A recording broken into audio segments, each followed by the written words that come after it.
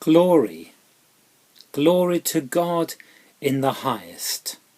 To God be the glory. Thine be the glory. Hark, the herald angels sing, glory to the newborn King. Angels from the realms of glory. All glory be to God on high, and to the earth be peace. What they all have in common, of course, those words, those phrases, is the word glory, glory. As does this reading from John's Gospel. Jesus answered, "If I glorify myself, my glory is nothing. It is my Father who glorifies me, he of whom you say, 'He is our God,' though you do not know him. But I know him.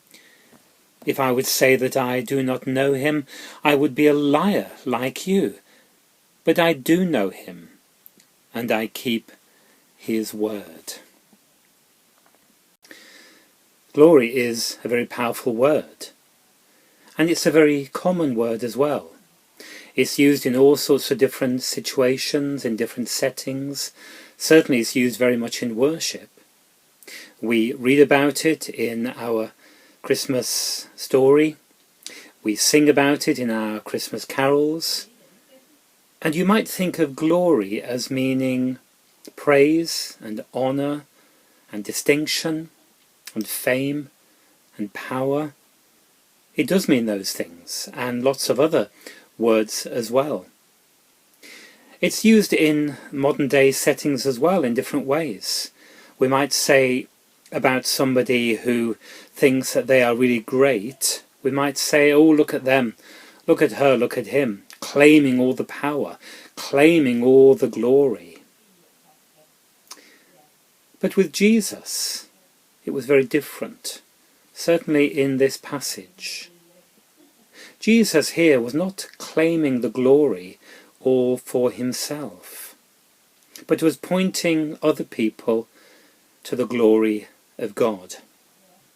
The glory of God. There it is in the Old Testament and in the New Testament. Certainly in the Old Testament we think about the glory of God, the presence, the power of God, seen in clouds or in fire or storms or earthquakes, or on Mount Sinai, or even in the temple.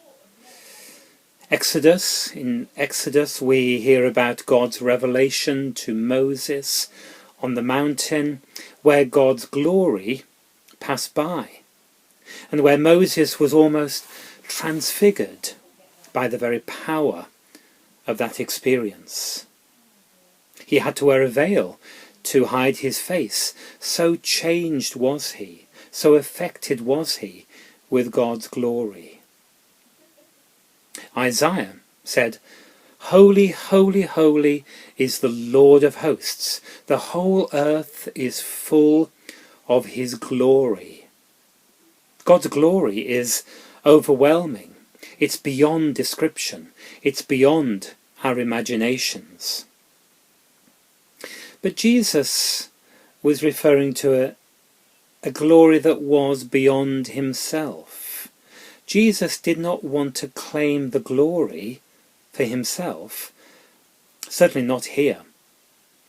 He says as much. "I'm not glorifying myself. It's the Father who is glorifying me. In fact, don't look at me, look at God, or at least discover God through me." All Jesus wanted to do was to remind people, to point people to God's glory. In Hebrews we read, "The Son is the radiance of God's glory." And Jesus is saying here that he's not really interested in self-promotion.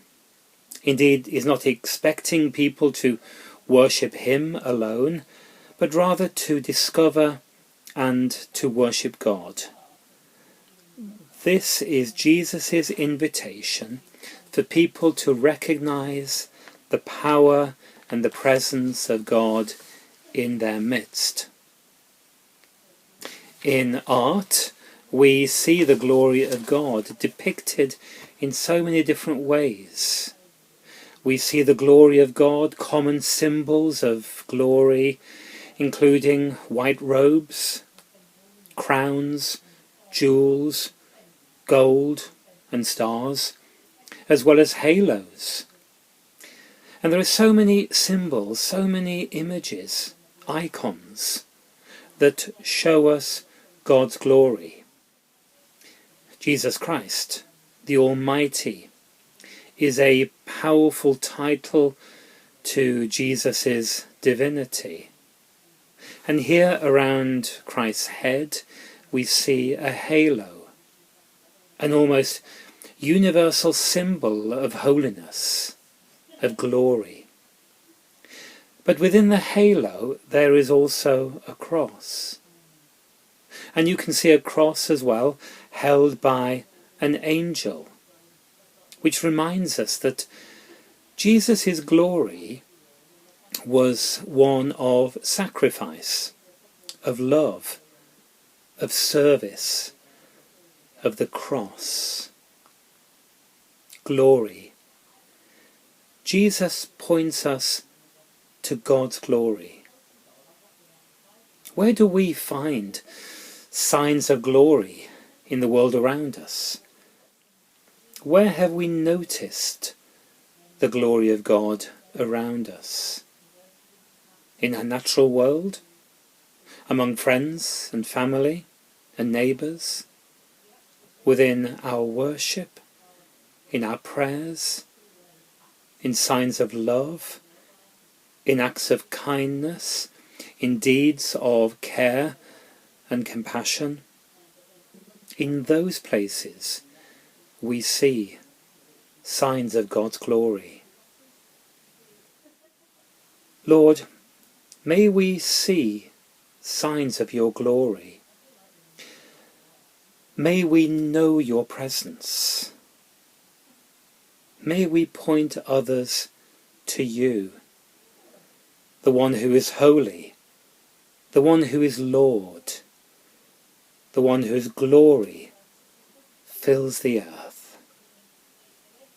Amen.